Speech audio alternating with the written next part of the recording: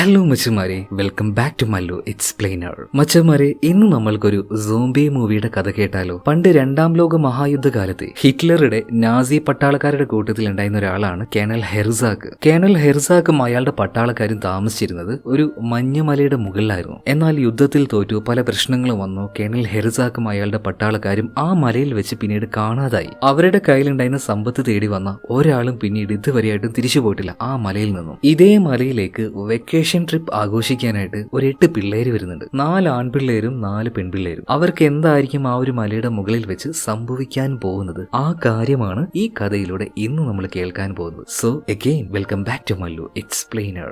സിനിമയുടെ ആരംഭത്തിൽ അർദ്ധരാത്രിയിൽ മഞ്ഞു മൂടിയ ഒരു പ്രദേശം, അതിലൂടെ വളരെ ഭയത്തിൽ ഒരു പെൺകുട്ടി ഓടിക്കൊണ്ടിരിക്കുകയാണ്. അവൾ ഒറ്റയ്ക്കാണ്. അവളുടെ കൂടെയാണെങ്കിൽ ഒരാൾ പോലും ഇല്ല. ഇത്രയും ഭയന്നുകൊണ്ട് ആ പെൺകുട്ടി ഓടണമെങ്കിൽ എന്തെങ്കിലും ഒരു കാരണം ഉണ്ടാവുമല്ലോ, തീർച്ചയായിട്ടും ഉണ്ട്. ഇരുട്ടിൽ അത്ര വ്യക്തമല്ലാത്ത അവ്യക്തമായ ഒരു രൂപം അവളുടെ മുന്നിലേക്ക് പെട്ടെന്ന് വരികയാണ്. അത് മാത്രമല്ല, പേടിച്ച് ഭയന്നോടുന്ന ആ ഒരു പെൺകുട്ടിയെ അവിടെ ഉണ്ടായിരുന്ന കുറ്റിക്കാട്ടിലേക്ക് ഈ രൂപം തള്ളിയിടുകയാണ്. അതിനോടൊപ്പം തന്നെ മൃഗത്തിന് തുല്യമായ കുറച്ചധികം മനുഷ്യർ അവളുടെ ദേഹത്തേക്ക് ചാടി വീഴുകയാണ്. അവളുടെ ദേഹം മുഴുവനായിട്ടും കടിച്ച് കീറിയെടുക്കുകയാണ്. അവറ്റകളുടെ ആ ഒരു പെരുമാറ്റവും അതുപോലെ അവൾ ആക്രമിച്ച ആ ഒരു രീതിയും ഇതെല്ലാം കണ്ടാൽ തന്നെ അറിയാം ആ വന്നത് സോംബികളാണ്. ഇതിനുശേഷമാണ് പടത്തിന്റെ ടൈറ്റിൽ എഴുതി കാണിക്കുന്നത് ഡെഡ് സ്നോ. ഇതും കഴിഞ്ഞ് ഇതേ സ്ഥലത്തേക്ക് തന്നെ 2 കാർ വന്നുകൊണ്ടിരിക്കുകയാണ്. ഒരു കാറിൽ നിറയെ ആൺകുട്ടികളും മറ്റേ കാറിൽ നിറച്ച പെൺകുട്ടികളും. നിറച്ചെന്ന് പറഞ്ഞാൽ 3-4 ആൾക്കാരൊക്കെ വെച്ച് കേട്ടോ, ചുമ്മാ ഒരു താളത്തിനങ്ങ് പറഞ്ഞതാണ്. എന്തായാലും ഇവരെല്ലാവരും കോളേജ് സ്റ്റുഡൻസ് ആണ്. ഇപ്പൊ വെക്കേഷൻ ടൈം ആണ്. അപ്പൊ അത് എൻജോയ് ചെയ്യാൻ വേണ്ടി വന്നതാണ് ഇവർ ഇതേ സ്ഥലത്തേക്ക് തന്നെ. ഇവരിങ്ങോട്ടേക്ക് ക്ഷണിച്ചത്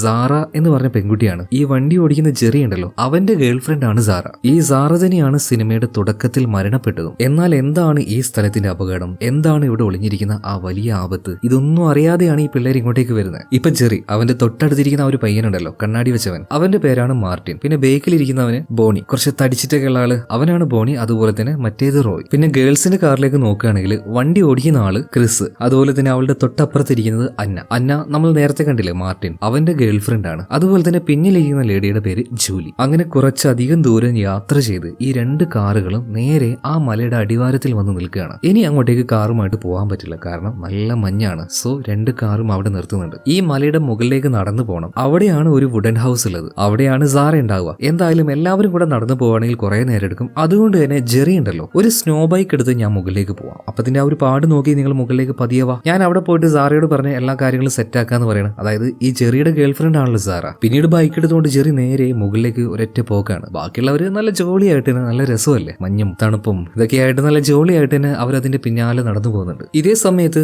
ആ ബൈക്ക് കൊണ്ട് പോയത് കൊണ്ട് തന്നെ ജെറി കുറച്ച് നേരത്തെ അവിടെ എത്തിയിട്ടുണ്ട്. അങ്ങനെ ആ ഒരു വുഡൻ ഹൗസിന്റെ ഉള്ളിലേക്ക് ചെന്നിട്ട് സാറെ കുറെ നേരം വിളിക്കുകയാണ്. എന്നാൽ അവള് വിളി കേൾക്കുന്നില്ല, കാരണം അവൾ ഓൾറെഡി മരിച്ചു കഴിഞ്ഞല്ലോ. എന്നാൽ ഈ കാര്യമൊന്നും ജെറിക്ക് അറിയില്ലല്ലോ. അതുകൊണ്ട് തന്നെ അവൻ വിചാരിക്കുകയാണ് അവൾക്ക് നല്ല അഡ്വഞ്ചർ ഇഷ്ടമുള്ള ആളാണ്. ചിലപ്പോ മഞ്ഞല്ലേ, എൻജോയ് ചെയ്യാനായിട്ട് എങ്ങോട്ടെങ്കിലും പോയിട്ടുണ്ടാകും, കുറച്ചു നേരം കാത്തിരിക്കാം. എന്തായാലും അവള് വരുമ്പോഴേക്കും ഇവിടെ ഒന്ന് ക്ലീൻ ചെയ്യാന്ന് കരുതിയിട്ട് ജെറി അവിടെ മുഴുവനായിട്ടും ഒന്ന് അടുക്കി പെറുക്കി വെക്കുകയാണ്. ഇതേ സമയത്തിന് വീടിന് പുറത്തേക്ക് നോക്കുമ്പോൾ ബാക്കിയുള്ള എല്ലാവരും ഇങ്ങോട്ടേക്ക് എത്തിയിട്ടുണ്ട്. എന്തായാലും ഇവിടെ എത്തി. ഇനി എന്താ അടുത്ത പരിപാടി എന്ന് ചോദിച്ചപ്പോൾ ജെറി പറയാണ്, ഇനി എന്ത് പരിപാടി, മാക്സിമം എൻജോയ് ചെയ്യുക, ആഘോഷിക്കുക. അതിനായിട്ട് തന്നെ ജെറി ഒരു ടയറിന്റെ ട്യൂബ് എടുത്ത് നമ്മുടെ ബോണിക്ക് കൊടുക്കുകയാണ്. എന്നിട്ട് അതിൽ കയറി ഇരിക്കാൻ പറയാണ്. അതിലൊരു കയറ് കെട്ടി. ഇവരുടെ കയ്യിൽ സ്നോ ബൈക്ക് ഉണ്ടല്ലോ, സോ ആ സ്നോ ബൈക്ക് കൊണ്ട് ഇതിനെ കെട്ടി വലിച്ചോണ്ട് അങ്ങ് പോകും. നന്നായിട്ട് തന്നെ എല്ലാവരും അറമാദിച്ച് എൻജോയ് ചെയ്യുന്നുണ്ട്. അങ്ങനെ അവരുടെ ആ ഒരു എൻജോയ്മെന്റ് എല്ലാം കഴിഞ്ഞ് രാത്രി ആയിട്ടുണ്ട്. എല്ലാവരും ആ ഒരു വുഡൻ ഹൗസിൽ പോയിട്ടിരിക്കുകയാണ്. പിന്നീട് ഫുഡെല്ലാം കഴിച്ച് ചെറിയൊരു ഡ്രിങ്ക്സ് എല്ലാം കഴിച്ച് സമയം അങ്ങനെ മുന്നോട്ടേക്ക് പോകണല്ലോ. അതുകൊണ്ട് തന്നെ ഓരോ ഗെയിമുകൾ കളിക്കുന്നുണ്ട്. അതിൽ തന്നെ ഏറ്റവും വ്യത്യസ്തമായിട്ടുള്ള ഗെയിം കളിക്കുന്നത് കപ്പിൾസ് ആയിട്ടുള്ള മാർട്ടിനും അതുപോലെ തന്നെ അന്നയാണ്.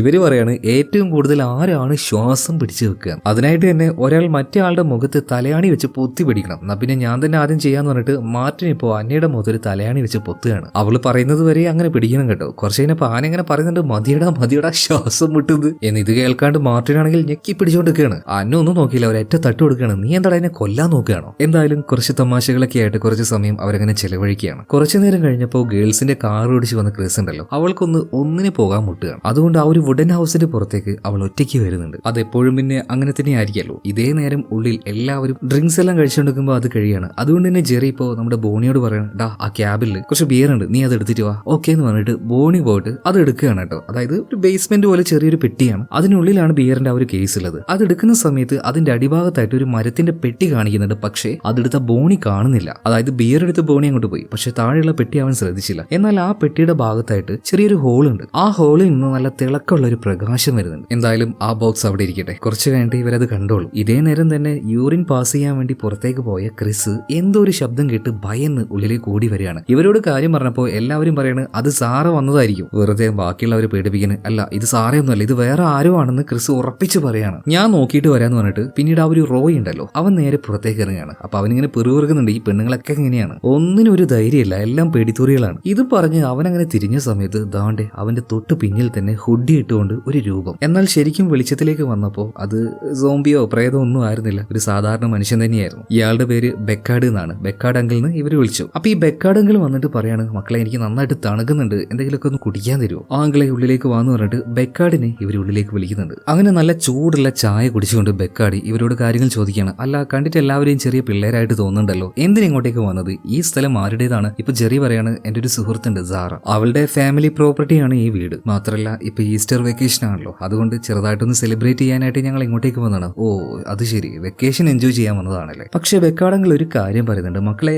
ഇങ്ങനെയുള്ള സ്ഥലത്തേക്ക് വരുമ്പോൾ ആ സ്ഥലത്തിനെ കുറിച്ച് ആദ്യം ഒന്ന് അറിഞ്ഞിട്ട് വരണ്ടേ, ഈ നാടിന്റെയും ഈ സ്ഥലത്തിന്റെയും ഹിസ്റ്ററി അറിയണ്ടേ. അപ്പൊ എല്ലാവരും ചെറിയൊരു ആകാംക്ഷയോട് കൂടിയിട്ട്, അല്ല അതിനു മാത്രം വലിയ എന്തെങ്കിലും കഥ ഈ സ്ഥലത്ത് ഉണ്ടോ എന്ന് ചോദിച്ചപ്പോ, അപ്പോ നിങ്ങൾക്കൊന്നും അറിയില്ല അല്ലേ, ഞാൻ പറഞ്ഞു തരാന്ന് പറയാണ്. അതായത് രണ്ടാം ലോക മഹായുദ്ധ സമയത്ത് ജർമ്മൻ പടയാളികൾ കുറച്ചധികം തന്നെ ഈ ഏരിയയിൽ ഉണ്ടായിരുന്നു. അവരുടെ ലീഡർ ആയിരുന്നു ഹെർസാക്ക്. ഈ ക്യാബിൻ അതുപോലെ തന്നെ ഈ പ്രദേശം ഇതായിരുന്നു അവരുടെ പ്രധാന കേന്ദ്രം. മാത്രമല്ല ഇതിന്റെ ചുറ്റുഭാഗത്തുള്ള ഗ്രാമവാസികളെ ഇവര് നന്നായിട്ട് ഉപദ്രവിച്ചിരുന്നു. ഇവരുടെ കയ്യിൽ ആയുധവും കാര്യങ്ങളൊക്കെ ഉണ്ടല്ലോ, ഗ്രാമത്തിൽ എല്ലാവർക്കും ഇവരെ നന്നായിട്ട് പേടിയായിരുന്നു. എന്നാൽ ഒരു ഘട്ടത്തിൽ റഷ്യക്കാര് വിജയിക്കാൻ തുടങ്ങി. അതുപോലെ തന്നെ ഹിറ്റ്ലറിന്റെ നാസി പട്ടാളക്കാര് തോക്കാനും തുടങ്ങി. ഹെർസാക്കും അയാളുടെ പട്ടാളക്കാരും നാസികൾ തന്നെയാണല്ലോ. അപ്പൊ ആദ്യത്തെ പോലെ ശക്തി ഇവർക്ക് ഇല്ലാതെയായി, ആയുധങ്ങളും കാര്യങ്ങളൊന്നും കിട്ടാതെയായി. അതുകൊണ്ട് തന്നെ ഇവിടെ ഇനി നിൽക്കുന്നത് അത്ര പന്തിയല്ല എന്ന് മനസ്സിലായിട്ട് ഹെർസാക്കും അയാളുടെ ആളുകളും കൂടി ചുറ്റുമുള്ള ഗ്രാമത്തിലേക്ക് ഇരച്ചു കയറി അങ്ങ് വന്നു. അവരുടെ കയ്യിൽ കിട്ടിയ എല്ലാ സമ്പത്തും കൊള്ളയടിച്ചുകൊണ്ട് അവർ പോയി. എന്നാൽ ഒരു പരിധി കഴിഞ്ഞപ്പോൾ ഗ്രാമത്തിലെ ആൾക്കാർക്ക് ഇത് ക്ഷമിക്കാൻ കഴിഞ്ഞില്ല. എല്ലാവരും കൂടെ ഇയാളുടെയും ഇയാളുടെ പട്ടാളക്കാരുടെയും പിന്നാലെ വന്ന് തേടി പിടിച്ച് കൊല്ലാൻ തുടങ്ങി. പിന്നീട് ബാക്കിയായ ഹെർസാക്കും അതുപോലെ തന്നെ അയാളുടെ കുറച്ച് പട്ടാളക്കാരും കൂടിയിട്ട്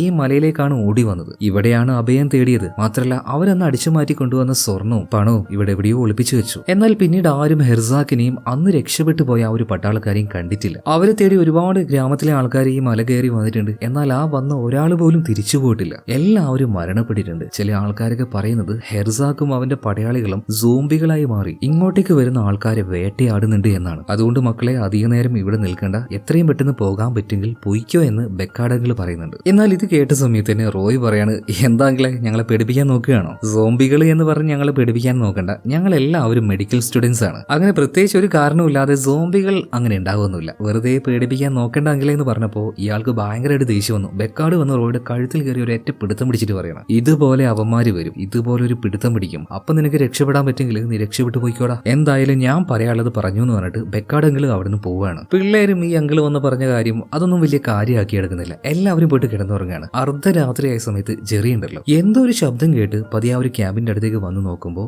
നേരത്തെ ബോണി ആ ഒരു ബിയറിന്റെ കേസ് എടുത്തപ്പോൾ അതിന് താഴെ ഒരു പെട്ടി ഉണ്ടായിരുന്നില്ലേ, അതിനുള്ളിൽ നിന്നും ചെറിയൊരു തിളക്കം വന്നായിരുന്നില്ലേ, ആ പെട്ടി എടുത്തുകൊണ്ട് ജെറിയുടെ ഗേൾഫ്രണ്ട് ആയിട്ടുള്ള സാറ പുറത്തേക്ക് അങ്ങനെ പോവുകയാണ്. ജെറി അവളെ വിളിക്കുന്നുണ്ടെങ്കിലും സാറ നിൽക്കുന്നില്ല. എന്നാൽ പുറത്തേക്ക് പോയ സാറയുടെ പിന്നാലെ തന്നെ ജെറിയും പോയിട്ട് അവളെ വിളിച്ചപ്പോൾ സാറ ഇപ്പൊ ജെറിയെ നോക്കുകയാണ്. അവളുടെ കണ്ണിലൂടെയും വായിലൂടെയും എല്ലാം രക്തം വരുന്നുണ്ട്. അത് കണ്ട് ജെറി ആകെ ഭയന്നു പോവാണ്. ആ ഭയത്തിൽ അവൻ ചാടി എഴുന്നേൽക്കുകയാണ്. അതായത് ഇത്രയും നേരം അവൻ കണ്ടത് ഒരു സ്വപ്നമായിരുന്നു. ഇപ്പൊ മറ്റൊരു ഭാഗത്ത് ഇവരോട് കാര്യങ്ങൾ പറയാൻ വേണ്ടി വന്ന ബെക്കാഡെങ്കിൽ ഇതേ മലയിൽ തന്നെ ഒരു ഭാഗത്ത് ടെന്റ് അടിച്ചാണ് താമസിക്കുന്നത്. എന്നാൽ ടെന്റിന് പുറത്തുനിന്നും എന്തൊക്കെയോ ചില ശബ്ദങ്ങൾ കേട്ട് ബെക്കാഡെങ്കിൽ വേഗം ഇയാളുടെ ഗണ്ണെടുക്കണം. അത് ലോഡ് ചെയ്ത് പുറത്തേക്ക് വന്നു നോക്കുമ്പോൾ ഈ ടെന്റ് അടിക്കാൻ വേണ്ടി ഉപയോഗിക്കുന്ന ആണികളൊക്കെ ഉണ്ടല്ലോ, ഇതൊക്കെ ആരോ പറിച്ചിട്ടിരിക്കുന്നത് കാണുകയാണ്. ആരോ വന്നിട്ടുണ്ട് തനിക്കിട്ട് പണി തരുന്നുണ്ട്. ഈ കാര്യം ബെക്കാഡിനെ അപ്പൊ തന്നെ മനസ്സിലായി കേട്ടോ. അതുകൊണ്ട് തന്നെ ഗണ്ണ് ലോഡ് ചെയ്യാണ് കുറച്ച് മുന്നിലേക്ക് പോകുന്ന ടോർച്ച് അടിച്ചു നോക്കുന്നുണ്ട്. അപ്പൊ അതാണ്ടെ ഒരു അവ്യക്തമായ രൂപം കുറച്ച് മുന്നിലായിട്ട് അങ്ങനെ നിൽക്കുന്നുണ്ട്. ആരാ മര്യാദക്ക് ഇങ്ങോട്ടേക്ക് വന്നോ, എന്റെ കയ്യിൽ ഗണ്ണുണ്ട്, ഓവറായിട്ട് കളിക്കാൻ നിൽക്കണ്ട എന്നൊക്കെ ബെക്കാഡ് പറയുന്ന അതേ സമയത്ത് തന്നെ ഇയാളുടെ മുന്നിലൂടെ ടപ്പേ എന്ന് പറഞ്ഞിട്ട് വളരെ വേഗത്തിൽ ഒരാൾ ഓടിപ്പോകുന്നുണ്ട്. അടുത്ത നിമിഷം തന്നെ ബെക്കാഡിന്റെ കഴുത്തിന്റെ പകുതി ഭാഗം മുറിഞ്ഞു പോയിട്ടുണ്ടായിരുന്നു. ആ പോയ ആള് ഇയാളുടെ കഴുത്തിൽ ഒരു വരയിട്ടിട്ടാണ് പോയത്. അങ്ങനെ ചോര ഒലിപ്പിച്ചുകൊണ്ട് ബെക്കാഡ് നേരെ അയാളുടെ ആ ഒരു ടെന്റിന്റെ ഉള്ളിലേക്ക് വന്ന അതേ നേരം തന്നെ ഈ ബെക്കാഡ് കണ്ട ആ രൂപം ഉണ്ടല്ലോ ഈ ടെന്റിന്റെ ഉള്ളിലേക്ക് വന്നിട്ട് വളരെ മൃഗീയമായിട്ട് തന്നെ വലിച്ചു കീറിക്കൊണ്ട് ബെക്കാഡിനെ കൊന്നു കളയുന്നുണ്ട്. അങ്ങനെ ആ രാത്രി കഴിഞ്ഞു. പിറ്റേ ദിവസം രാവിലെയായി. ഇവർ വന്നിട്ട് ഇപ്പോൾ ഒരു ദിവസം കഴിഞ്ഞു, എന്നിട്ടും സാറ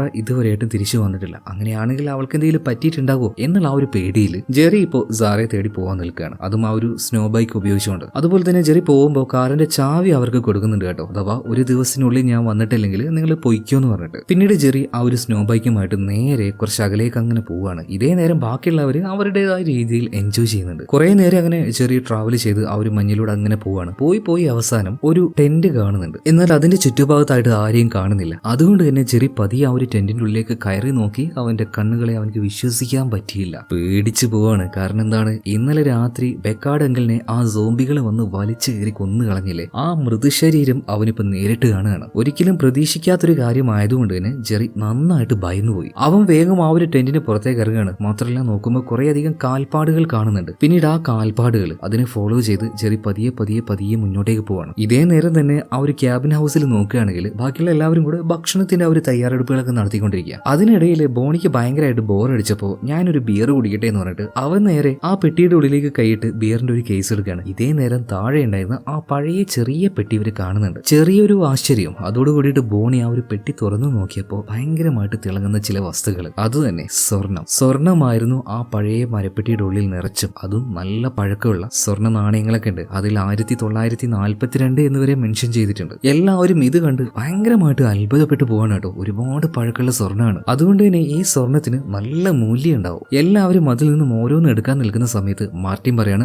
ആരും അത് എടുക്കണ്ട, കാരണം ഇത് സാറയുടെ വീടാണ്. സാറ അല്ലെങ്കിൽ ജെറി ആരെങ്കിലും ഒരാൾ ഇങ്ങോട്ടേക്ക് വരട്ടെ, എന്നിട്ട് നമുക്ക് എന്തെങ്കിലും ചെയ്യാന്ന് പറഞ്ഞിട്ട് എല്ലാവരുടെ കയ്യിൽ നിന്നും ഗോൾഡ് മേടിച്ച് അതിൽ തന്നെ വെച്ച് അത് പൂട്ടി വെക്കുകയാണ്. ഇപ്പൊ നമ്മുടെ മാർട്ടിൻ കാണിച്ചതുണ്ടല്ലോ, അതൊരു മാന്യനായ മനുഷ്യന്റെ പരിപാടിയാണ്. ഇതേ നേരം തന്നെ ജെറി ആണെങ്കിൽ ആ കാൽപ്പാടുകൾ കണ്ട് അതിന് പിന്നാലെ അങ്ങനെ പോവാണല്ലോ. പോകുന്ന നേരത്ത് സാറ എന്ന് വിളിച്ചിട്ടാ പോകുന്നത്. ഇനി അവളെങ്ങാനും ഈ പരിസരത്തുണ്ടെങ്കിലോ എന്ന് കരുതിയിട്ട് അങ്ങനെ പോകുന്ന സമയത്ത് പെട്ടെന്ന് ഒരു പാളി തകർന്ന് അതിന്റെ ഉള്ളിലേക്ക് അവൻ വീഴുകയായിരുന്നു. അതൊരു ഗുഹയാണ്. മാത്രമല്ല ആ ഒരു വീഴ്ചയിൽ അവന്റെ ബോധം പോകുന്നുണ്ട്. ഇതേ നേരം തന്നെ അവന്റെ കൂട്ടുകാർ ആ ഒരു ക്യാബിൽ ഇരുന്നുകൊണ്ട് ആ ഒരു സ്വർണ്ണമെല്ലാം മുന്നിൽ വെച്ച് അതിനെക്കുറിച്ച് ഓരോ കാര്യങ്ങളൊക്കെ പറഞ്ഞിട്ട് അങ്ങനെ എൻജോയ് ചെയ്തുകൊണ്ടിരിക്കുകയാണ്. ഈ സമയത്ത് മാർട്ടിൻ വീണ്ടും പറയാണ്, ആരും അതൊന്നും ഒന്നും എടുക്കാൻ പാടില്ല. ഈ വീടിന്റെ ഉടമയായിട്ടുള്ള സാറയ്ക്ക് അർഹതപ്പെട്ടതാണത്. ഇപ്പൊ ബാക്കിയുള്ളവർ പറയുന്നത് നിനക്ക് വേണ്ടെങ്കിൽ വേണ്ട, ഞങ്ങൾക്ക് താല്പര്യം ഉണ്ടെങ്കിൽ ഞങ്ങൾ ഒന്നോ രണ്ടൊക്കെ എടുക്കും കേട്ടോ. ഈ സമയത്ത് ഈ മാർട്ടിൻ ഉണ്ടല്ലോ, ഇവൻ അറിയാതെ ഇവന്റെ ഗേൾഫ്രണ്ട് അന്ന ഒരു ചെറിയ കോയിൻ എടുത്ത് ഇവന്റെ പോക്കറ്റിലേക്ക് ഇട്ട് വെക്കുന്നുണ്ട്, ആരും കാണാതെ. ഇതേ നേരം തന്നെ ബോണി ചെറുതായിട്ടൊന്ന് അപ്പിടാൻ മുട്ടിയപ്പോൾ അവൻ ഒറ്റയ്ക്കതും പുറത്തേക്ക് പോവാണ്. എന്നാൽ അവന്റെ കീശയിൽ ബാക്കി ആരും കാണാതെ അവനൊരു കോയിൻ എടുത്ത് വെച്ചായിരുന്നു. എന്നാൽ പുറത്തിറങ്ങിയ നേരത്ത് അത് താഴേക്ക് വീണ് പോകുന്നുണ്ട്. പക്ഷെ ബോണി ആ ഒരു കാര്യം കാണുന്നില്ല. എന്നാൽ ബോണി പുറത്തേക്ക് വന്നപ്പോൾ അതേ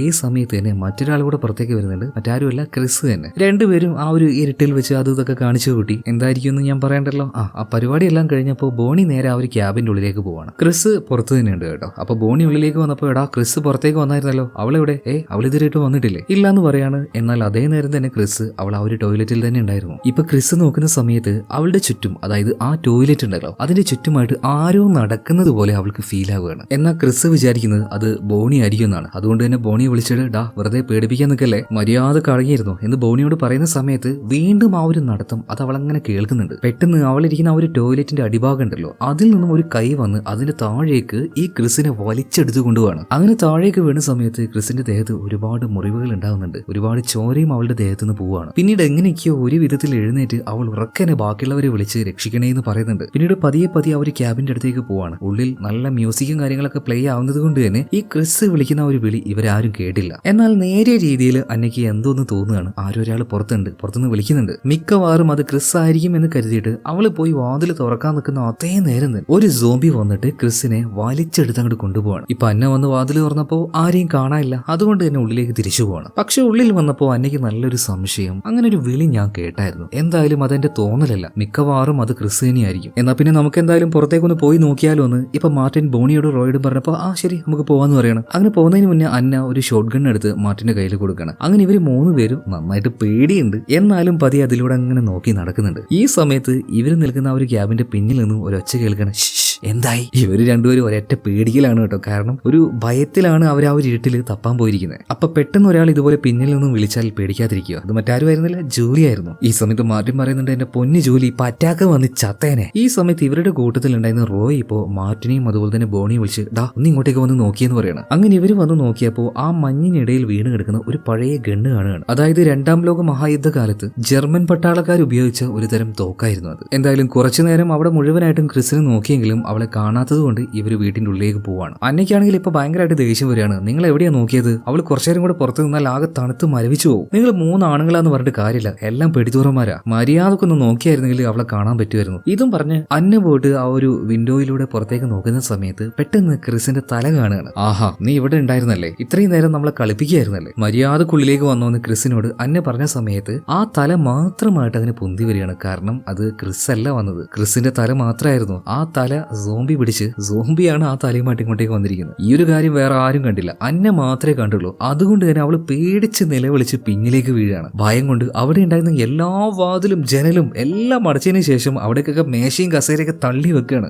എന്താ കാര്യം ചോദിച്ചപ്പോ എനിക്കറിയില്ല, ഞാൻ ക്രിസിന്റെ തല മാത്രം ആ ഒരു ജനലിൽ കണ്ടു, അതുപോലെ അത് പിടിച്ചു നിൽക്കുന്ന ഒരാളും. ഇത് കേട്ടപ്പോ ജോലി ഉണ്ടല്ലോ, അവള് പറയണേ ഏയ് ഒന്ന് പോടി അവിടുന്ന്, ഒക്കെ നിന്റെ തോന്നലാണ്, അങ്ങനെയൊന്നും ഇല്ലാന്ന് പറഞ്ഞിട്ട് അവൾ ആ ഒരു ജനലിന്റെ അരികിലേക്ക് എന്നാലും എന്താ ഒന്ന് നോക്കിക്കളയാം എന്ന് കരുതിയിട്ട് അവിടെ നിന്ന് പോയി നോക്കുമ്പോൾ പ്രത്യേകിച്ച് ഒന്നും കാണുന്നില്ല. എന്റെ അന്ന നിനക്ക് വെറുതെ തോന്നിയതാന്ന് പറഞ്ഞു തീർന്നില്ല, അപ്പൊ തന്നെ ഒരു കൈ വന്ന് ഒരേറ്റ പിടുത്താണ്. എവിടെ? ജൂലിയുടെ തലക്ക് തന്നെ, അവളുടെ മുടിയില് എന്ന് പറഞ്ഞൊരു കരച്ചിലാണ്. ചെറിയ കരച്ചിലൊന്നും അല്ല, കാരണം അമ്മാതിരി വലിയാണ് അവറ്റകൾ വലിച്ചുകൊണ്ടിരിക്കുന്നത്. അതിന്റെ ആ ഒരു പിടുത്തത്തിൽ നിന്നും ജോലി രക്ഷപ്പെടുത്താനായിട്ട് ഇവർ നോക്കുന്നുണ്ടെങ്കിലും ഒന്നും നടക്കുന്നില്ല, ഭയങ്കര പിടുത്താണ്. അതുകൊണ്ട് അന്ന എന്ത് ചെയ്തു, ഒരു കത്തിയെടുത്ത് അവളുടെ മുടി തന്നെ വെട്ടി മുറിച്ചെടുക്കുകയാണ്. പിന്നീട് എല്ലാവർക്കും ബോധ്യമായി ഇതുപോലെ എന്തോ ഒരു അപകടം വീടിന് ചുറ്റുമുണ്ടെന്ന്. അതുകൊണ്ട് തന്നെ ഇവരെല്ലാവരും ചേർന്ന് വാതിലും ജനലും എല്ലാം വളരെ സുരക്ഷിതമായിട്ട് അടച്ചു വെക്കുകയാണ്. പിന്നീട് ചെറിയ ഗ്യാപ്പിലൂടെ ഇവർ പുറത്തേക്ക് നോക്കുമ്പോൾ ഒരുപാടധികം അരൂപികൾ, അങ്കിൾ ബെക്കാർഡ് പറഞ്ഞതുപോലെ തന്നെ പട്ടാളക്കാരുടെ യൂണിഫോം ഇട്ട ഒരു പ്രത്യേകതരം മനുഷ്യര്, പട്ടാളക്കാരുടെ സോംബികൾ തന്നെ. അതെ, ഹെർസാക്ക് എന്ന ആ ഒരു നാസി പട്ടാളക്കാരനും അയാളുടെ സംഘവും തന്നെയാണിത്. എന്നാൽ അവര് സാധാരണ മനുഷ്യരാണോ? തീർച്ചയായിട്ടും അല്ല, സോംബികളാണ്.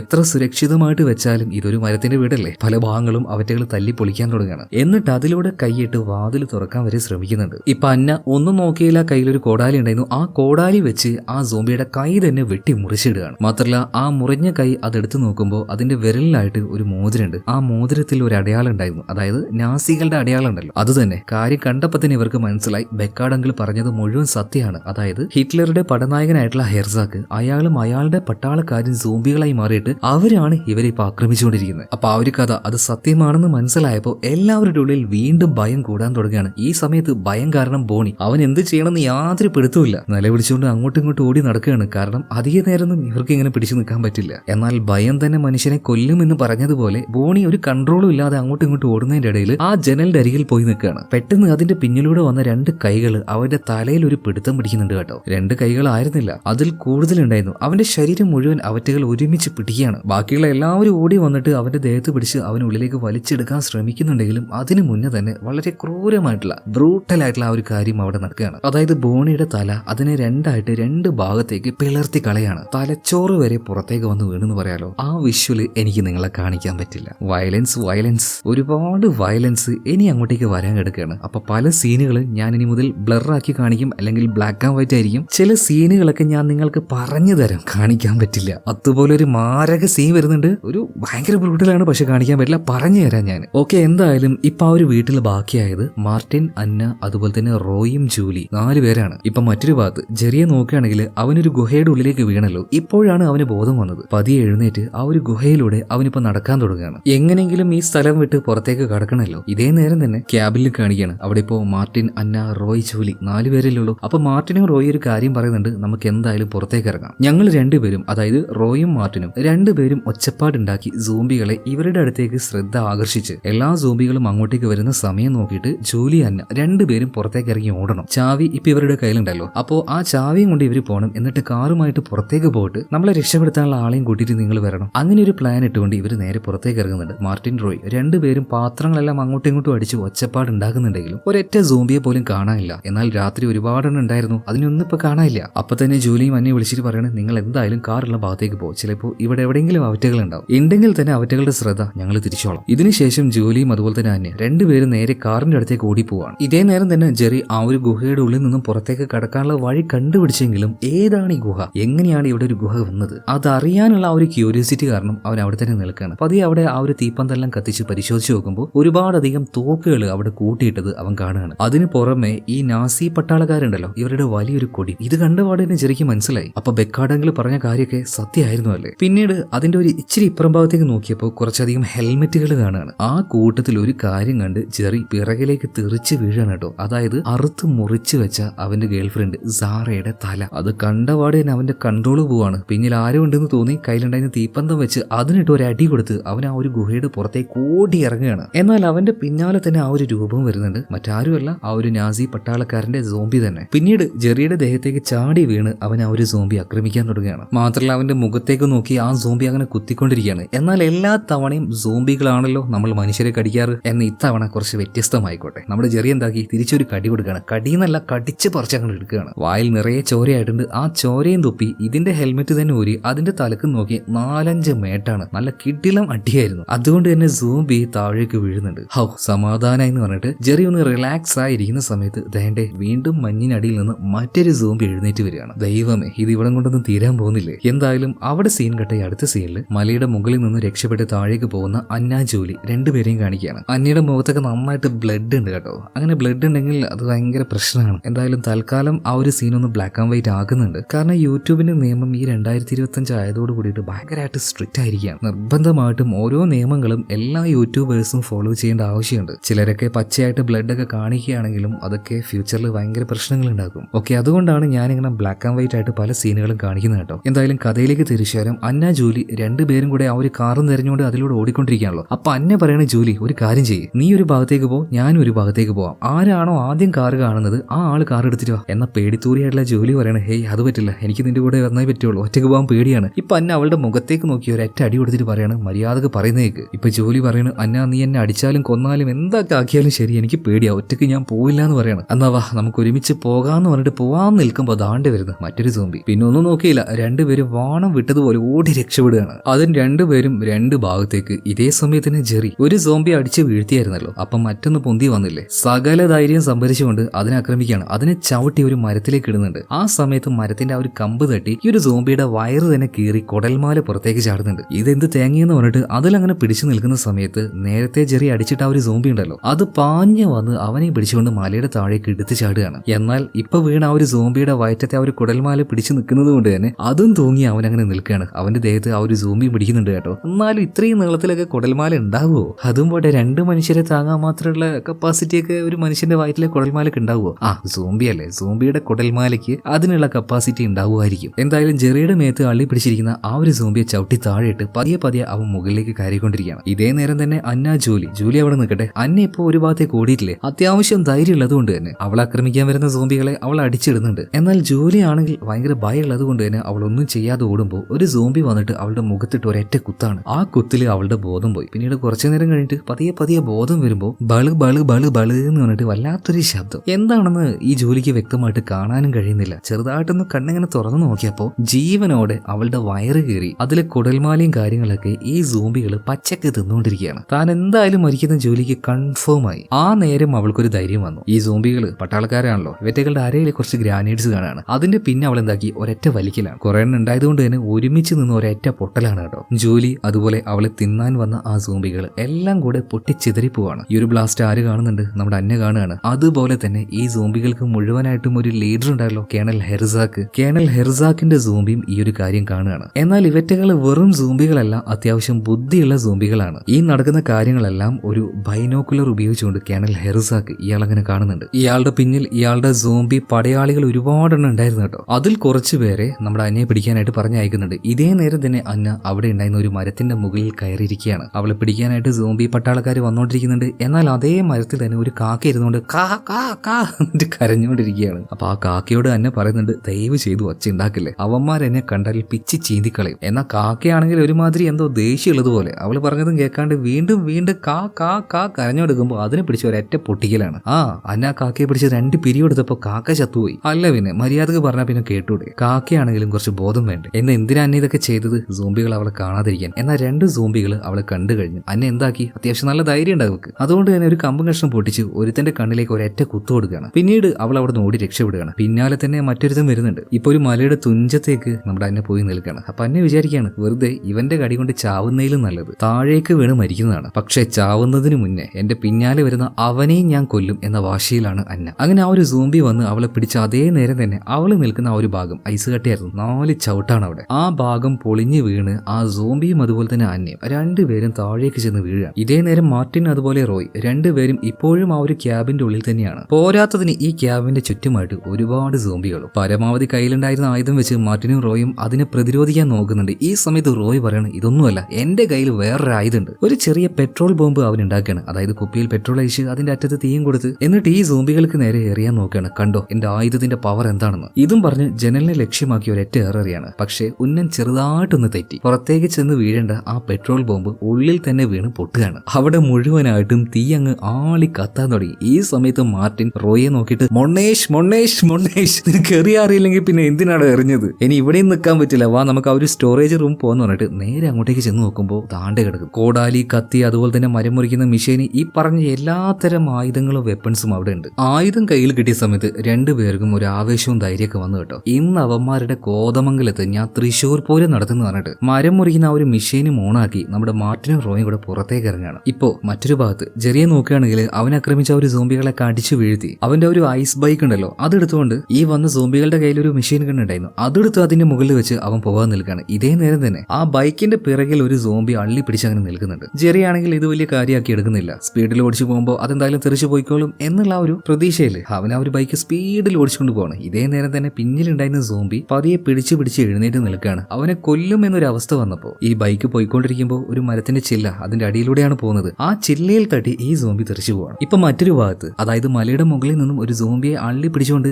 അന്നെ താഴേക്ക് എടുത്ത് ചാടിയില്ലേ. ആ വീഴ്ചയിൽ അന്നയ്ക്ക് വലിയ പ്രശ്നമൊന്നും ഉണ്ടായിരുന്നില്ല. മഞ്ഞ ആയതുകൊണ്ട് തന്നെ വലിയ പരിക്കില്ലാതെ അവളിപ്പോ രക്ഷപ്പെട്ടു. ബോധം വന്ന് കണ്ണ് തുറന്നു നോക്കിയപ്പോൾ ആ സോംബി ആണെങ്കിൽ എഴുന്നേൽക്കാൻ പറ്റാതെ മഞ്ഞിനിടയിൽ കുടുങ്ങി കിടക്കുകയാണ്. അവൾ അങ്ങോട്ടേക്ക് ചെന്നു. നല്ല ദേഷ്യം ഉണ്ടായിരുന്നു. കാലുകൊണ്ട് അതിന്റെ തല തന്നെ ചവിട്ടി പൊളിച്ചു കളയാണ്. ഇതേ നേരം നമ്മുടെ പിള്ളേര് മാർട്ടിൻ അതുപോലെ തന്നെ റോയ് രണ്ടുപേരുടെ കയ്യിലും ആയുധങ്ങൾ കിട്ടിയല്ലോ. നേരത്തെ പറഞ്ഞതുപോലെ തന്നെ ഇവന്മാരുടെ കോതമംഗലത്ത് തൃശ്ശൂർ പൂരം നടത്തിക്കൊണ്ടിരിക്കുകയാണ്. മിഷയും വെച്ച് അറുത്തും മുറിച്ച് ഇവരങ്ങനെ വിളയാടിക്കൊണ്ടിരിക്കുകയാണ്. ചോരക്കളി എന്നൊക്കെ പറയില്ലേ, ചോരക്കളിയാണ്. എല്ലാം ഒന്നും എന്നെ കൊണ്ട് കാണിക്കാൻ പറ്റില്ല. ബ്ലാക്ക് ആൻഡ് വൈറ്റിലെ ഈ സീനുകളൊക്കെ ഞാൻ കാണിക്കുള്ളൂ കേട്ടോ. എന്തായാലും ഒരുവിധം അവിടെ വന്ന എല്ലാത്തിനെയും കൊന്നു കഴിഞ്ഞപ്പോൾ ദാണ്ടെ വരുന്നു അടുത്തൊരു ടീം. എന്റെ ആറ്റുകാൽ ഭാസ്കര, ഇതൊന്നും ഇവിടെ തീരാൻ പോകുന്നില്ലേ? ഇതും പറഞ്ഞ് മാർട്ടിനും റോയും ഒരു ഭയത്തിൽ നിൽക്കുന്ന സമയത്ത് അങ്ങോട്ടേക്ക് ആ ഒരു ഐസ് ബൈക്കുമായിട്ട് ചെറിയ വരികയാണ്. അതിൽ ഓൾറെഡി മിഷൻ ഗൺ ഉണ്ടായിരുന്നു. കുറെ എണ്ണത്തിന് അത് വെച്ച് വെടിവെച്ചിടുന്നുണ്ട്. ബുള്ളറ്റ് കഴിഞ്ഞപ്പോൾ അവനെന്താക്കി ആ വണ്ടിയുമായിട്ട് സോംബികളുടെ ദേഹത്ത് കൊണ്ടിട്ട് അരച്ചെടുക്കുകയാണ്. ഭയങ്കര ദേഷ്യമായിരുന്നു. ആ ദേഷ്യം മുഴുവൻ അങ്ങോട്ട് തീർക്കുകയാണ്. ഇതെല്ലാം കഴിഞ്ഞ് ആ ഒരു ബൈക്കിൽ നിന്ന് എഴുന്നേറ്റ് വന്ന് നമ്മുടെ മാർട്ടിനോടും റോയോടും ബാക്കിയുള്ളവരൊക്കെ എവിടെയെന്ന് ചോദിക്കുമ്പോൾ നമ്മുടെ ബോണി അതുപോലെ തന്നെ ക്രിസ്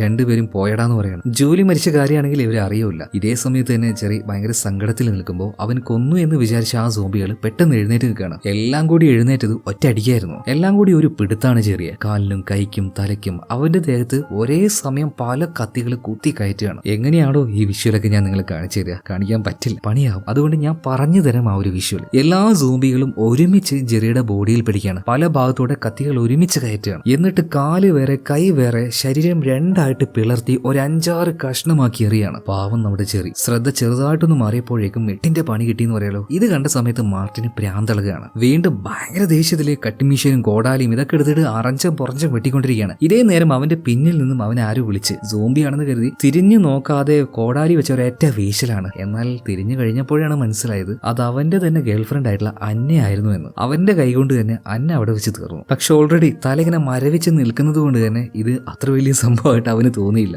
ആ നേരം അവനെ കടിക്കാൻ വന്നൊരു സോംബി കയ്യിൽ കടിച്ചിട്ട് പോവാണ്. അപ്പൊ പിന്നാലെ വന്ന റോയ് ആ ഒരു സോംബിയെ കൊന്നു കളയുന്നുണ്ട്. പക്ഷെ ഇങ്ങനെ കടിയേറ്റാൽ അധികം വൈകാതെ മാർട്ടിൻ സോംബിയായി മാറുമല്ലോ. അതുകൊണ്ട് തന്നെ ആ ഒരു കട്ടിംഗ് മെഷീൻ ഉപയോഗിച്ച് മാർട്ടിൻ അവന്റെ ആ ഒരു കൈ മുറിച്ച് കളഞ്ഞ് ഒരിച്ചിരി തീയിട്ട് ആ തീയിൽ അവന്റെ ആ ഒരു കൈ കൊണ്ടുപോയി വെച്ചിട്ട് മുറി ആകെ കത്തിച്ചെടുക്കുകയാണ്. അതായത് ബ്ലീഡിങ് സ്റ്റോപ്പ് ആക്കാൻ വേണ്ടിയിട്ട്. കൈ വെട്ടി മാറ്റിയത് കൊണ്ട് തന്നെ ഇനി ഞാൻ സോംബി ആകില്ല എന്ന് വിചാരിച്ച് മാറ്റി നിൽക്കുമ്പോൾ അവന്റെ കാലിന്റെ ഇടയിലൂടെ ഒരു സോംബി വരികയാണ്. മാത്രമല്ല അവന്റെ മർമ്മസ്ഥാനം നോക്കി ഒരു കടിയാണ്. കടി എന്ന് പറഞ്ഞാൽ പോലെ കടിച്ച് വലിച്ചെടുക്കുകയാണ്. സത്യം പറയുകയാണെങ്കിൽ നമ്മുടെ മാർട്ടിന്റെ കോതമംഗലത്താണ് തൃശ്ശൂർ പൂരം ഇപ്പൊ നടന്നിരിക്കുന്നത്. എന്നാൽ ദേഷ്യം കൊണ്ട് മാർട്ടിൻ അവസാനത്തെ ആ ഒരു സോംബിയുടെ തലയും ചാവിട്ടി പൊളിച്ചു കളയാണ്. ഇത് കഴിഞ്ഞപ്പോഴാണ് അങ്ങോട്ടേക്ക് കേണൽ ഹെർസാക്കിന്റെ സോംബി വരുന്നത്. അവിടെ വെച്ച് ഹെർസാക്ക് ഒരു അലർച്ചയാണ്. പതിയെ അവിടെ ഒരു ഇളക്കം സംഭവിച്ചു. പിന്നീട് ഈ മഞ്ഞിനടിയിൽ നിന്നും ഒരുപാട് വേറെയും സോംബികൾ എഴുന്നേറ്റ് വരികയാണ്. അതായത് ഇതൊന്നും ഇവിടെ കൊണ്ട് തീരാൻ പോകുന്നില്ല. ഇത് കണ്ട് ഭയന്നു പോയ മാർട്ടിനും അതുപോലെ തന്നെ റോയും അവിടെ വിട്ട് ഓടുകയാണ്. ഓടുന്നതിനിടക്ക് റോയ് ഒരു ഇച്ചിരി വേഗം കുറഞ്ഞാണ് ഓടുന്നത്. അവന്റെ പിന്നാലെ വന്ന ഒരു സോംബി അവന്റെ തലക്കിട്ട് അടിച്ച് അവൻ അവിടെ വീഴ്ത്തുകയാണ്. അല്പനേരം കൊണ്ട് തന്നെ റോയ് ചോര പോയി മരണപ്പെടുകയാണ്. ഇപ്പൊ അവന്റെ അടുത്തേക്ക് വന്ന ഹെർസാക്ക് ഹെർസാക്ക് അവന്റെ കീശയിൽ ഉണ്ടായിരുന്ന ആ സ്വർണ്ണ നാണയം ഉണ്ടല്ലോ അത് എടുക്കുകയാണ്. ഇത് കണ്ടപ്പോഴാണ് നമ്മുടെ മാർട്ടിന് ഒരു കാര്യം മനസ്സിലായത്. ഈ സോംബികൾ മുഴുവൻ വന്നത് ആ സ്വർണം എടുക്കാനാണ്. അത് ഇവരെടുത്തത് കൊണ്ടാണ് ഇവരുടെ പിന്നാലെ ഇവരെ വേട്ടയാടിക്കൊണ്ട് സോംബികൾ വരുന്നത്. കാര്യം മനസ്സിലായി ഉടനെ തന്നെ മാർട്ടിൻ ഓടുകയാണ് ആ ഒരു ക്യാബിനിലേക്ക്. എന്നാൽ അങ്ങോട്ടേക്ക് പോയി നോക്കുമ്പോൾ അത് മുഴുവനായിട്ടും കത്തി നശിച്ചു പോയിട്ടുണ്ടായിരുന്നു. എങ്ങനെ അതിന് തീ പിടിച്ചത്? റോയി ഒരു വെപ്പൺ ഉണ്ടാക്കി, അതായത് പെട്രോൾ ബോംബ് എടുത്ത് ഈ സോംബികൾക്ക് നേരെ എറിഞ്ഞപ്പോൾ അത് അതിന്റെ ഉള്ളിൽ തന്നെ വീണില്ലേ. അങ്ങനെ തീ പിടിച്ച് പൂർണ്ണമായിട്ടും കത്തി കരിക്കട്ടയായിട്ടുണ്ട്. എന്നാൽ ഫുള്ളായിട്ട് അതിന്റെ ഉള്ളിൽ പരിശോധിച്ചപ്പോൾ ഇപ്പോഴും ആ ഒരു പെട്ടി അവിടെ തന്നെ ഉണ്ടായിരുന്നു. നമ്മുടെ മാർട്ടിൻ ഒന്നും നോക്കിയില്ല, വേഗം തന്നെ അതെടുത്ത് നേരെ കേണൽ ഹെർസാക്കിന്റെ കയ്യിൽ കൊടുക്കുകയാണ്. എന്നാൽ ആ നേരത്ത് ഒരു സോംബിയും നമ്മുടെ മാർട്ടിനെ ഒന്നും ചെയ്യുന്നില്ല. സത്യം പറഞ്ഞാൽ ഈ സോംബികൾക്ക് വേണ്ടതും അത് തന്നെയായിരുന്നു, അവരുടെ ആ ഒരു ട്രഷർ, അവരുടെ സമ്പത്ത്. ചത്ത് സോംബിയായി, എന്നിട്ടും അതിനോടുള്ള ആ ഒരു ആർത്തി മാറിയിട്ടില്ല തോന്നുന്നു. എന്തായാലും മാർട്ടിനെ ഈ സോംബികൾ പിന്നീട് ഒന്നും ചെയ്തില്ല. അതുകൊണ്ട് തന്നെ ആ മലയിറങ്ങി താഴേക്ക് അവന് സേഫ് ആയിട്ട് വരാൻ പറ്റി കേട്ടോ. അവന്റെ പിന്നാലെ ഒരു സോംബിയും വന്നില്ല. അങ്ങനെ അവസാനം ആ ഒരു കാറ് കണ്ടുപിടിക്കുകയാണ്. അതിന്റെ ഉള്ളിൽ കയറിയിട്ട് കാറ് സ്റ്റാർട്ട് ചെയ്യാൻ നിൽക്കുകയാണ്. ആ നേരത്ത് മാർട്ടിന്റെ കീശയിൽ നിന്നും ഒരു കോയിൻ താഴേക്ക് വീഴുന്നുണ്ട്. പതിയെ ആ ഒരു കോയിൻ എടുത്ത് നോക്കുമ്പോൾ ഹെർസാക്കിന്റെ സ്വർണ്ണപ്പെട്ടിയിലുണ്ടായിരുന്ന ഒരു കോയിനാണിത്. അപ്പൊ തന്നെ മാർട്ടിന്റെ